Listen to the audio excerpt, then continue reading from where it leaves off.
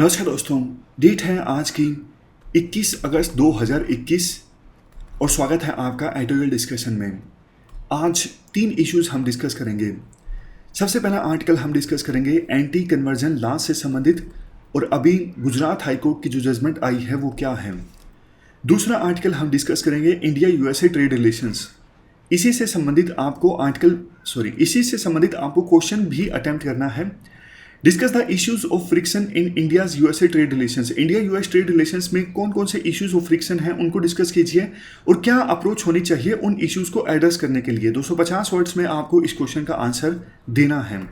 उसके बाद तीसरा जो आर्टिकल है वो है अफगानिस्तान में तालिबान के सत्ता में आने के बाद रीजनल जियो पॉलिटिक्स का क्या फ्यूचर होगा। देखो, पहली तो बात, अफगानिस्तान अब बहुत ज़्यादा डिस्कस हो चुका है। ज़्यादा से ज़्यादा एक क्वेश्चन आएगा अफगानिस्तान पर, इससे ज़्यादा नहीं। तो इससे अच्छा दूसरे इश्यूज को हम तवज्जो दें तो ज़्यादा बेहतर है। बट इस आर्टिकल में अफगानिस्तान का जिक्र कम है, रीजनल जियो पॉलिटिक्स का जिक्र ज़्यादा है। तो बस जो 3 4 5 पॉइंट्स निकलेंगे उनको हम अलग से एक्सट्रैक्ट करके डिस्कस करेंगे और आगे से अफगानिस्तान का आर्टिकल तो कुछ समय के लिए नहीं डिस्कस करेंगे, क्योंकि एक क्वेश्चन के लिए ज़्यादा आर्टिकल्स डिस्कस करना उचित नहीं है बिल्कुल भी। अब अफगानिस्तान में कुछ कुछ होने भी वाला है, जैसे वहाँ पे एक पंजशीर वैली है, अहमद मसूद जो पहले एक्टिव थे उनके बेटे जो हैं, और अमरुल्ला सलेह जो इनके वाइस प्रेसिडेंट हैं, कुछ दूसरे वारलोड्स भी मिलके तालिबान के अगेंस्ट रेसिस्टेंस पैदा करने की कोशिश करेंगे। बट अब एग्जाम पर्सपेक्टिव से ये मिनट बाय मिनट डिटेल्स की हाँ वो रेसिस्टेंस कहाँ तक पहुँचा, क्या हो सकता है, वो इंपॉर्टेंट नहीं है एग्जाम के लिए बिल्कुल भी। तो आज जो ये आर्टिकल है यूँ समझ लीजिए हमारा लास्ट होगा। इसके बाद हम कुछ समय के लिए अफगानिस्तान का आर्टिकल तो नहीं डिस्कस करने वाले हैं। चलिए डिस्कशन स्टार्ट करते हैं। First important article anti conversion laws से संबंधित हैं। आप जीएस पेपर 2 के इस टॉपिक से और जीएस पेपर 1 में जो सेकुलरिज्म टॉपिक है उससे भी इस आर्टिकल को रिलेट किया जा सकता है। देखो, एक धर्म से दूसरे धर्म में कन्वर्ट करना ये हमारे देश में हमेशा से एक बहुत ही ज़्यादा कंट्रोवर्शियल इशू रहा है।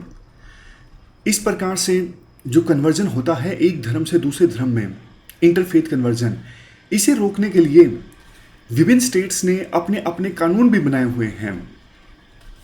लेकिन ये जो कानून हैं वो उस कन्वर्जन को रोकते हैं जो कन्वर्जन धोखे से हुआ है, यानी फोर्स से हुआ है, धोखाधड़ी से हुआ है, फ्रॉडुलेंट मीन से हुआ है, या फिर लालच देके हुआ है, एल्योरमेंट से हुआ है। इस प्रकार से अगर एक पर्सन एक धर्म से दूसरे धर्म में जाता है तो उसे रोकने का प्रयास किया है विभिन्न स्टेट्स ने एंटी कन्वर्जन लॉज बना के। लेकिन देखो, पिछले कुछ महीनों में कुछ स्टेट्स ऐसे हैं जैसे गुजरात, मध्य प्रदेश, यूपी, हिमाचल प्रदेश, ये वो राज्य हैं जिन्होंने एंटी कन्वर्जन लॉज में अमेंडमेंट की है। क्या अमेंडमेंट की है? अगर देखो, मैरिज करके भी कोई एक धर्म से दूसरे धर्म में कन्वर्ट होता है तो उसके खिलाफ भी पनिशमेंट का प्रोविजन किया गया है इन एंटी कन्वर्जन लॉज में। क्योंकि बहुत से लोग ऐसे हैं जिन्होंने आरोप लगाया कि कई बार मैरिज का सहारा भी लिया जाता है कन्वर्जन के लिए। तो इंटरफेथ जो मैरिज होती है उसको भी इनडायरेक्टली पिनलाइज किया गया इन स्टेट्स के द्वारा अपने एंटी कन्वर्जन लॉज को अमेंड करके। बट देखो, अलग अलग स्टेट्स में जो ये एंटी कन्वर्जन अमेंडमेंट्स आए हैं ना, इनको चैलेंज किया गया है रिस्पेक्टिव हाई कोर्ट्स के सामने। फॉर एग्जांपल, गुजरात में ये जो एंटी कन्वर्जन अमेंडमेंट है जो इंटर रिलीजियस मैरिज को पेनलाइज करता है और आरोप लगाता है कि ये जो इंटर रिलीजियस मैरिज होती है ये कन्वर्जन के लिए होती है, तो इस नए अमेंडमेंट को चैलेंज किया गया गुजरात हाईकोर्ट के सामने। और गुजरात हाईकोर्ट का अब एक इंपॉर्टेंट वर्डिक्ट आया है, इंटरिम ऑर्डर आया है इस इशू पर। गुजरात हाईकोर्ट ने कहा कि भैया आप एक बात बताओ, वो इंटर रिलीजियस मैरिज जिसमें फोर्स का इस्तेमाल किया गया है, फ्रॉडुलेंट मीन्स यानी कि धोखाधड़ी का इस्तेमाल किया गया है, या फिर एल्योरमेंट का इस्तेमाल किया गया है यानी लालच देके शादी की गई है, तो उनको तो आप पिनलाइज कीजिए ना। लेकिन वो इंटर रिलीजियस मैरिजेज जिसमें दुल्हा दुल्हन अलग अलग धर्मों से हैं, कोई भी ऐसे मीन्स का इस्तेमाल नहीं किया गया है, प्योर प्यार है, मतलब उन्होंने रजामंदी के साथ आपस में शादी की है, ना तो फोर्स का इस्तेमाल है, ना ही फ्रॉडुलेंट मीन्स का इस्तेमाल है, ना ही लालच का इस्तेमाल है, तो आप ऐसी इंटररिलीजियस मैरिजेस को क्यों पेनलाइज कर रहे हो? ऐसा गुजरात हाईकोर्ट ने कहा।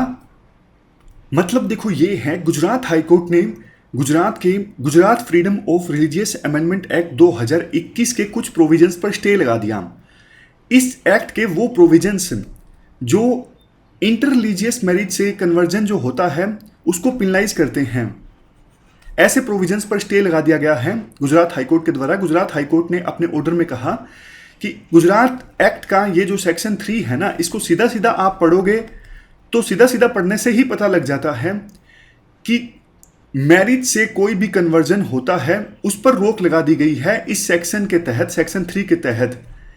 जबकि देखो इंटररिलीजियस मैरिज के दौरान कन्वर्जन पर तभी रोक लगनी चाहिए जब उसमें फोर्स, एल्योरमेंट और फ्रॉडुलेंट मीन्स का इस्तेमाल हो। अगर ये चीज़ें नहीं यूज हुई हैं तो फिर इंटररिलीजियस मैरिज के दौरान कन्वर्जन हुई है वो गलत नहीं है। अब देखो इसमें आर्टिकल अपना व्यू पॉइंट देता है। राइटर बोलते हैं सुप्रीम कोर्ट ने ये काफ़ी बार क्लैरिफाई किया है कि ये अनकॉन्स्टिट्यूशनल है अगर स्टेट किसी की प्राइवेट लाइफ में घुसता है। तो इन अमेंडमेंट्स के थ्रू विभिन्न जो स्टेट गवर्नमेंट्स हैं सिटीजन्स की प्राइवेट लाइफ में घुस रही हैं, ये गलत है, ये आर्टिकल 21 के अगेंस्ट है। ये जो मैरिज की सहायता से कन्वर्जन जो होती है जिसमें कोई गलत तरीका नहीं है, इस पर बैन लगाना, इसको पेनलाइज करना, ये राइट टू रिलीजन के भी अगेंस्ट है। सुप्रीम कोर्ट ने सफीन जहां वर्सेस अशोकन केस में साफ तौर पे कहा था किसी भी पर्सन को अपनी चॉइस के पर्सन से शादी करने का पूरा अधिकार है, ये आर्टिकल 21 के अंतर्गत आता है।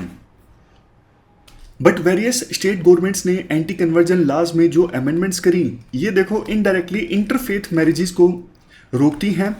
और अगर वर और वधू दोनों अलग अलग रिलीजन से संबंध रखते हैं तो फिर उनकी हरासमेंट हो सकती है पुलिस के द्वारा। ऐसे प्रोविजंस भी ऐड किए गए हैं।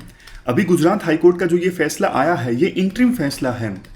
गुजरात सरकार का ये जो कानून है इस पर तो अभी सुनवाई होना बाकी है, लेकिन कुछ प्रोविजंस पर अभी स्टे लगाया गया है ताकि जो इंटर रिलीजियस मैरिजेस हुई हैं उन कपल्स को हरास ना किया जा सके पुलिस के द्वारा। उसे रोकने के लिए फिलहाल गुजरात हाईकोर्ट ने इंटरिम ऑर्डर दिया है। इंडियन एक्सप्रेस का जो आर्टिकल है उसमें बात बोली जाती है कि देखो ये गुजरात हाईकोर्ट का एक बहुत अच्छा फैसला है। इवन विभिन्न जो सेकुलर लोग थे वो यही उम्मीद कर रहे थे, क्योंकि सुप्रीम कोर्ट के इस मामले में काफ़ी सारे वर्डिक्ट्स हैं, तो वेरियस स्टेट गवर्नमेंट्स के जो ये अमेंडमेंट है ये कोर्ट के सामने टिक नहीं पाएंगे, और वही हुआ है। बट देखो बहुत बार ऐसा होता है, जुडिशरी तो अपना वर्डिक्ट दे देती है, लेकिन वो जो वर्डिक्ट है वो ग्राउंड तक नहीं पहुंच पाता है। जैसे सेक्शन 66 आईटी एक्ट, अभी भी लोकल लेवल पे कुछ पुलिस ऑफिसर्स के द्वारा इस सेक्शन के तहत केस दर्ज कर लिया जाता है, जबकि सुप्रीम कोर्ट के द्वारा सेक्शन 66A आईटी एक्ट को पूरी तरह से स्ट्राइक डाउन कर दिया गया है। तो उम्मीद ये की जाती है कि गुजरात हाईकोर्ट का ये जो वर्डिक्ट आया है, अलग अलग रिस्पेक्टिव हाईकोर्ट्स भी सिमिलर वर्डिक्ट दे सकती हैं। बट देखो जुडिशरी के ये वर्डिक्ट से लोकल लेवल पे ऑफिसर्स तक पहुंचने चाहिए। ऐसा नहीं कि जुडिशरी के वर्डिक्ट के बावजूद लोकल लेवल पे ऑफिसर्स को पता ना हो, वो अनअवेयर हों कि जुडिशरी ने प्रोविजंस को स्ट्राइक डाउन कर दिया है और वो इंटर रिलीजियस शादी करने वाले कपल्स को हरास करते रहें। ऐसा नहीं होना चाहिए। तो ये हमने पूरा इशू डिस्कस किया एंटी कन्वर्जन लॉ से संबंधित। चलते हैं आगे। Next important article India US से ट्रेड रिलेशंस के बारे में है। आप जीएस पेपर 2 के इस टॉपिक से आर्टिकल को रिलेट कर सकते हो। आप एक बार इस लिस्ट पर नज़र डालिए। ये इंडिया के ट्रेडिंग पार्टनर्स की लिस्ट है, मतलब कौन से देश के साथ में इंडिया का कितना ट्रेड होता है वो ब्यूरा आंकड़े इस स्लाइड में दिए हुए हैं। यूएस के साथ हमारा टोटल ट्रेड होता है $92 बिलियन से, और अच्छी बात है ट्रेड सरप्लस है इंडिया की साइड से। लेकिन चाइना की साइड से देखिए ट्रेड डेफिसिट है $48.65 बिलियन का। तो एक बार आप इस पर नज़र डाल लीजिएगा। प्री में काफ़ी बार ऐसे क्वेश्चंस पूछ लेते हैं, और ऐसा नहीं कि ये डिसेंडिंग ऑर्डर में है जैसा मुझे भी शुरू में लगा था। यहाँ पर देखो टोटल ट्रेड होता है स्विट्जरलैंड के साथ 18.11 बिलियन डॉलर्स, लेकिन इसके बाद फिर 21.9 जर्मनी के साथ में। ऐसा नहीं कि 5वें नंबर पे सबसे ज़्यादा ट्रेड स्विट्जरलैंड के साथ होता है। स्विट्जरलैंड से ज़्यादा वाले देश तो नीचे हैं, 21 है, हांगकांग के साथ 34 है, 20 साउथ कोरिया है, तो डिसेंडिंग ऑर्डर में नहीं है एग्जैक्टली ये। खैर, इंट्रोडक्शन में आर्टिकल में कहा जाता है यूएस देखो हमारा सबसे बड़ा ट्रेडिंग पार्टनर है, और यूएस के साथ जब हमारा ट्रेड होता है तो इंडिया को फ़ायदा ज़्यादा होता है, क्योंकि हम यूएसए को एक्सपोर्ट ज़्यादा करते हैं, यूएसए से इंपोर्ट कम करते हैं। कुछ समय पहले तक जब ट्रंप राष्ट्रपति थे ना यूएस के, तो इंडिया और यूएसए के बीच एक फ्री ट्रेड एग्रीमेंट को साइन करने की बात चल रही थी, नेगोशिएशंस चल रही थी। शुरुआत में बात ये थी कि पहले मिनी ट्रेड डील साइन की जाए, उसके बाद full fledge free trade agreement sign किया जाए। जब ट्रंप भारत की यात्रा पर आए थे ना, तो उस समय भी कुछ एक्सपर्ट्स के द्वारा कहा जा रहा था कि शायद कुछ ट्रेड डील को लेके अनाउंसमेंट हो जाए, लेकिन ऐसा हो नहीं पाया था। अब यूएसए के राष्ट्रपति ट्रंप नहीं है, अब यूएसए के राष्ट्रपति हैं बाइडन। लेकिन देखो, अब बाइडन के सिग्नल से ऐसा लगता है कि यूएसए अब इंटरेस्टेड नहीं है इंडिया के साथ फ्री ट्रेड एग्रीमेंट साइन करने में। ऐसा एक्नॉलेज भी किया गया हमारे देश के कॉमर्स मिनिस्टर पीयूष गोयल के द्वारा। लेकिन सरकार अब कुछ और इश्यूज पर यूएसए के साथ बातचीत करेगी ट्रेड रिलेटेड, जैसे कि देखो नॉन टैरिफ बैरियर्स को कम किया जाए। यूएसए इंडिया पर आरोप लगाता है कि इंडिया यूएसए के माल को इंडिया में नहीं आने देना चाहता। काफ़ी तरह के नॉन टैरिफ बैरियर्स इंडिया ने लगा के रखे हैं। ऐसा ही कुछ प्रोडक्ट्स को लेके आरोप जो है इंडिया का है यूएसए के ऊपर। और इंडिया यूएसए अब बात करेंगे कॉमन क्वालिटी स्टैंडर्ड्स को लेके, मतलब जो गुड्स इंपोर्ट एक्सपोर्ट होते हैं उनकी जो क्वालिटी है वो दोनों देशों के स्टैंडर्ड पर खरी उतरनी चाहिए। जब देखो बैरक ओबामा यूएसए के राष्ट्रपति थे और उस समय बाइडन यूएसए के उपराष्ट्रपति थे, उस दौरान इंडिया और यूएसए के बीच ये डिसाइड हुआ था कि जल्द ही दोनों देशों के बीच ट्रेड जो है उसको 500 बिलियन डॉलर्स तक ले जाया जाए, लेकिन अभी तक ऐसा पॉसिबल नहीं हो सका है। कैसे इस टारगेट को अचीव किया जाएगा वो भी अभी क्लियर नहीं है, क्योंकि दोनों देशों के बीच ट्रेड इश्यूज काफ़ी ज़्यादा हैं।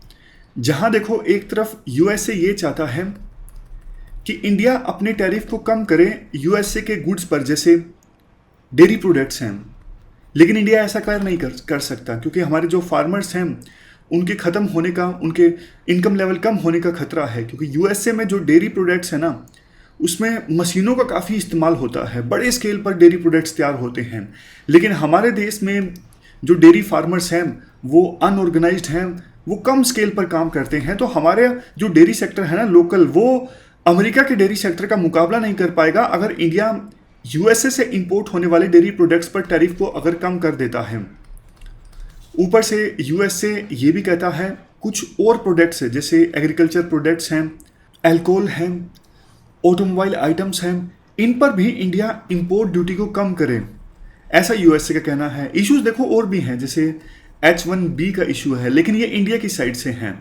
इंडिया ये भी कहता है यूएसए को कि आपने हमें generalised system of preferences system से हटा दिया। जब देखो इंडिया इस जीएसपी सिस्टम में आता था ना, इस सिस्टम में इंडिया को जब डेवलपिंग कंट्री का टैग था, तो फिर इंडिया अपने माल को, कुछ प्रोडक्ट्स को यूएसए में भेज सकता था, या तो कम टैरिफ पर या फिर बिल्कुल ही टैरिफ नहीं लगता था। तो इस जीएसपी सिस्टम से इंडिया को फ़ायदा हो रहा था, लेकिन यूएसए ने इंडिया को इस सिस्टम से हटा दिया जब ट्रंप राष्ट्रपति थे 2019 में। तो इंडिया की ये मांग है यूएसए के, हम इंडिया को फिर से आप इस सिस्टम में शामिल करो, जीएसपी में। लास्ट में आर्टिकल में ये बोला जाता है, देखो इंडिया समेत कुछ दूसरे देशों को जो प्रोटेक्शनिज्म की बात करते हैं, जो सेल्फ रिलायंस की बात करते हैं, उनको एक चीज़ ध्यान में रखनी चाहिए कि आप ऐसा नहीं सोच सकते कि हम सिर्फ एक्सपोर्ट करें, इंपोर्ट ना करें। बाकी चीज़ों के लिए, जो इंपोर्ट वाली आइटम्स हैं उनके लिए तो आप आत्मनिर्भर हो जाएं, यानी सेल्फ रिलायंट हो जाएं, और आप एक्सपोर्ट के लिए दूसरे देशों से बोलते रहें कि भैया आप अपनी मार्केट को थोड़ा ठीक करो, हम एक्सपोर्ट करना चाहते हैं। ऐसा हो नहीं सकता ना। इंडिया ने भी आत्मनिर्भर भारत कैंपेन लॉन्च किया था, इससे सिचुएशन और भी ज़्यादा खराब हो गई। इंडिया समेत बहुत सारे देशों ने सेल्फ रिलायंस संबंधित कैंपेन्स लॉन्च किए थे। तो देखो कोविड-19 की वजह से जो ग्लोबलाइजेशन की गति धीमी पड़ी है, उसको अब फिर से रिवाइव करने की आवश्यकता है, क्योंकि ग्लोबलाइजेशन से जिन देशों को फायदा हुआ है, इंडिया चाइना उन देशों की लिस्ट में सबसे ऊपर आते हैं। तो इसलिए इंडिया को प्रोटेक्शनिज्म की पॉलिसी छोड़ के दूसरे देशों को ट्रेड इंक्रीज करने पे फोकस करना चाहिए। और इस दिशा में अगर इंडिया को कुछ ड्यूटी, कुछ टैरिफ कम भी करने पड़ते हैं तो इंडिया को उससे हिचकिचाना नहीं चाहिए, क्योंकि देखो आप सिर्फ ये एक्सपेक्ट नहीं कर सकते ना कि हम टैरिफ इंक्रीज ना करें और वो इंक्रीज करें, ऐसा पॉसिबल नहीं है। सामने वाला देश बेवकूफ नहीं है ना, सामने वाला देश मानेगा नहीं, वो बोलेगा पहले आप टैरिफ कम करो फिर हम भी करेंगे। तो कुछ पाने के लिए कुछ देना भी इंडिया को पड़ेगा, तभी आप दूसरे देशों के लिए साथ में ट्रेड रिलेशंस जो हैं वो स्मूथ बना सकते हो। अब देखो आइसोलेशन में इंडिया नहीं जी सकता, RCEP इसका मेंबर इंडिया बना नहीं। कुछ देश जो हैं जैसे यूके, इन्होंने वियतनाम के साथ जो इंडिया का कॉम्पिटिटर है, इनके साथ में फ्री ट्रेड एग्रीमेंट साइन कर लिया है, लेकिन इंडिया ने अभी तक यूके जैसे देशों के साथ भी जो ब्रेग्जिट से अलग हुए हैं, मौका है, उनके साथ भी इंडिया अभी तक फ्री ट्रेड एग्रीमेंट नहीं साइन कर सका है। तो इंडिया को फुर्ती दिखानी होगी अगर बड़े लेवल पे इंडिया एक्सपोर्ट करना चाहता है, अपने जो ट्रेड रिलेशंस हैं वो इंप्रूव करना चाहता है। तो ये हमने पूरा आर्टिकल डिस्कस किया इंडिया US ट्रेड रिलेशंस के बारे में। चलते हैं आगे। इसके बाद नेक्स्ट आर्टिकल रीजनल जियोपॉलिटिक्स से संबंधित है। आप GS पेपर 2 के इस टॉपिक से आर्टिकल को रिलेट कर सकते हो। हैप्पीमोन जैकब के द्वारा ये आर्टिकल लिखा गया है। देखो इस आर्टिकल से सबसे पहला पॉइंट ये निकल के आता है, चाइना जो कि अपना बेल्ट एंड रोड इनिशिएटिव को लेके बहुत ज़्यादा सीरियस है, बट अभी तक अफगानिस्तान में चूंकि USA मौजूद था तो अफगानिस्तान को चाइना बेल्ट रोड इनिशिएटिव में शामिल नहीं कर पा रहा था। लेकिन USA के अफगानिस्तान से जाने के बाद में अब यहाँ पे एक प्रकार से एक्सिस इमर्ज होके आएगी, जिसमें पाकिस्तान होगा, अफगानिस्तान होगा, रशिया होगा, चाइना होगा। ये इंडिया के लिए बहुत बड़ी खतरे की बात है और हो सकता है ईरान भी इसमें शामिल हो जाए। इन सभी का इस एक्सिस में शामिल होने का एक मेजर रीज़न ये होगा कि USA के खिलाफ नफरत। तो USA जो वॉइड यहाँ पे छोड़ के गया है, उस वॉइड में ये एक्सिस इमर्ज होके आएगी। इंडिया के लिए वैसे देखो खतरे की घंटी ये भी है, जैसा हमने पहले डिस्कस किया, तालिबान फिर से एक ब्रीडिंग ग्राउंड बन सकता है। यहाँ पे एंटी इंडिया आतंकवादियों की ट्रेनिंग हो सकती है। बट देखो उससे भी ज़्यादा जो ये तालिबान की जीत हुई है ना USA के अगेंस्ट, इसे बहुत सारे जो जिहादी हैं उनमें एक नई एनर्जी सी आ गई है। जैसे तालिबान ने सभी प्रिजनर्स को छोड़ दिया, उनमें से कुछ तो खूंखार प्रिजनर थे, तो अब उनमें एक नई एनर्जी सी आ गई है। उनको लगता है अगर तालिबान USA को हरा सकता है तो हम भी, मतलब जैसे कोई एंटी इंडिया टेररिस्ट है तो उनमें भी एक एनर्जी आ गई है कि हम भी इंडिया के खिलाफ एक्शन ले सकते हैं। तो ये जो तस्वीरें हैं ना, ये बहुत ज़्यादा चिंताजनक हैं। और ऐसा नहीं है, देखो आप रियलिज्म के हिसाब से सोचिए, ऐसा बिल्कुल भी नहीं है कि तालिबान अब सुधर जाएगा, ऐसा नहीं होता है। उनकी जो सोच है ना वो बचपन से बनी हुई है। ये लोग रातों रात अपनी सोच को नहीं बदल सकते हैं। और चिंता की बात एक ये भी है, कोई रीजनल अप्रोच नहीं दिख रही है कि कैसे तालिबान पर प्रेशर डाला जाए कि वो टेरर एक्टिविटीज़ के लिए पनाह ना दे अपनी ज़मीन को। सारे देश ना अपना अपना फ़ायदा देख रहे हैं। चाइना अलग से डील कर रहा है तालिबान के साथ कि भैया आप जो जिंगजियांग रीजन में टेरर ग्रुप्स एक्टिव है ना उनको जगह मत दीजिएगा। रशिया अलग से डील कर रहा है तालिबान के साथ में कि आप ऐसा कुछ मत कीजिएगा जिससे Uzbekistan, Tajikistan, in central Asian countries में इंस्टेबिलिटी आ जाए, यहाँ पर आतंकवाद पनपे। पाकिस्तान तो आपको पता ही है, पाकिस्तान तो बहुत खुश हैं इन दिनों। उनको लगता है कि अब अफ़गानिस्तान में तालिबान का रूल आएगा और बहुत सारे जो रूलर्स होंगे जिनका अफ़गानिस्तान को रूल करने में रोल होगा, उन पर पाकिस्तान का होल्ड होगा। ISI के इशारे पर वो काम कर सकते हैं। इसको लेके पाकिस्तान काफ़ी खुश हैं। ईरान भी बस इसी में खुश है कि अफ़गानिस्तान की धरती पर कुछ ऐसा ना हो जिससे ईरान के इंटरेस्ट हार्म हो। इससे ज़्यादा ईरान कुछ नहीं चाहता।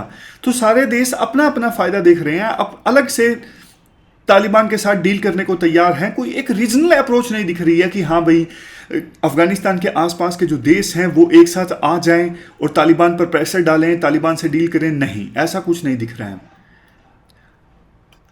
एक नेक्स्ट पॉइंट राइटर ये कहते हैं कि अब देखो इंडिया का ना सेंट्रल एशियन कंट्रीज़ के साथ भी रिलेशन कमज़ोर होंगे।